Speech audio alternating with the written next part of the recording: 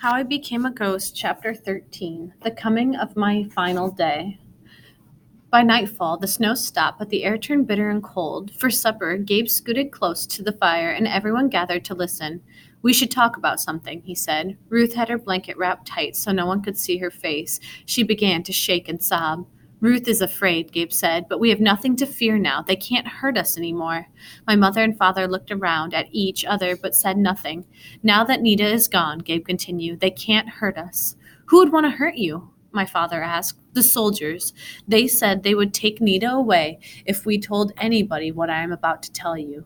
We have another daughter, a daughter. Her name is Naomi, and she is 12 years old. Where is she? My mother asked. The soldiers took her, Gabe said. They rode into our camp one morning. They were looking for someone to do their cooking. A soldier spotted Naomi and threw her on the horse. Naomi is a strong young girl. She kicked and screamed. I ran to help her, but the soldier knocked me to the ground with his shotgun. We are taking her, the soldier shouted.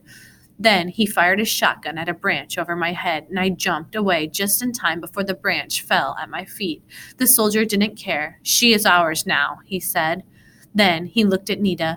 If you want to keep your other daughter, say nothing about this. If you say a word to anybody, we will come for this little girl too. You will never see either of them alive again.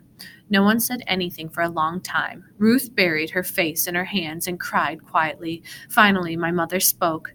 Do you know where Naomi is? She asked. No, Gabe said. We've been afraid to look, afraid to ask or tell anyone what happened. But now that Nita is gone, they cannot hurt us anymore. Then he looked at me. Isaac has something to tell you, he said.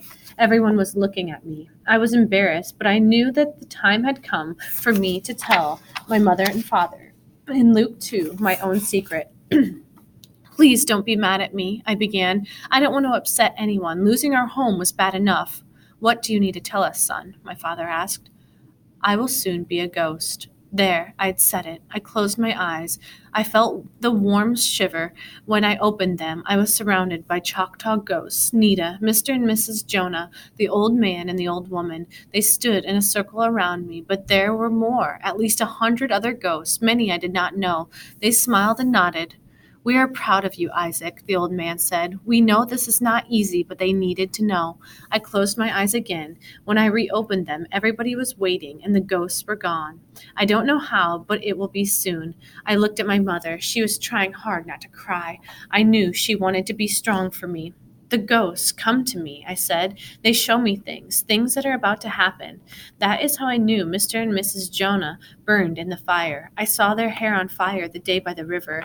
I saw the old man and old woman covered in sores, but I didn't know what happened to their grandson, Joseph.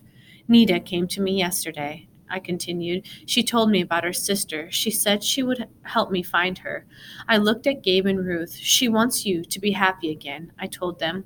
What can we do to help? My father asked. I don't know, I said, but the ghost will tell me. If I have to leave camp to find her, you must understand. Please don't try to stop me. Will you be safe, son? My mother asked. Her question floated above the campfire. No one wanted to say what everybody was thinking. He can be safe, but it will not matter. Isaac will be dead soon. He will join the others. He will be a ghost. No one said it, but that is what everyone was thinking. I did not have to wait long. I thought about the ghost world. It was full of big surprises, but the biggest surprise of my life woke me up that night. Isaac, a voice whispered. I rubbed my eyes. The sky was dark and the morning was still several hours away. Somebody was leaning over me, but all I could see was a shadow surrounded by the bright moonlight. This was not a ghost. I was sure of that. Who is it? I asked. It's me, Joseph. Old man and old woman were my grandparents, the shadow said. I sat up. Jumper sat up too. He didn't bark. He knew who it was, and now that I could see him better, I recognized Joseph. He was older than me, maybe 13 or 14. Where have you been? I asked. It's a long story, Joseph said, but I'll tell you later. Right now, we need to find Naomi. Do you know where she is? I asked. Yes, and she is alive, he said. The soldiers still have her, but getting her back will not be easy. They are the meanest soldiers of all. They are the soldiers that brought the bad blankets. I was afraid now, more than ever. If these soldiers still had blankets, we all would die. What can we do? I asked. First, let your mother and father know that you are leaving. We don't want them to be worried when they wake up and you are gone. Then, let's go somewhere where we can talk. I crawled to my father. Dad, wake up, I said in a quiet voice.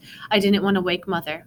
What is it? My mother asked. She never sleeps, I thought. No keeping secrets from her, not for a minute. My father rolled over and mumbled something. Wake up, my mother said, shaking my father. I have to go now, I told him. I think I know where Naomi is, but don't worry. I will come back as soon as I can. Be careful, son, my father said. I will, I promise, I said.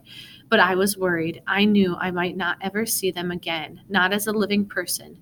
My day of becoming a ghost grew closer. I could feel it.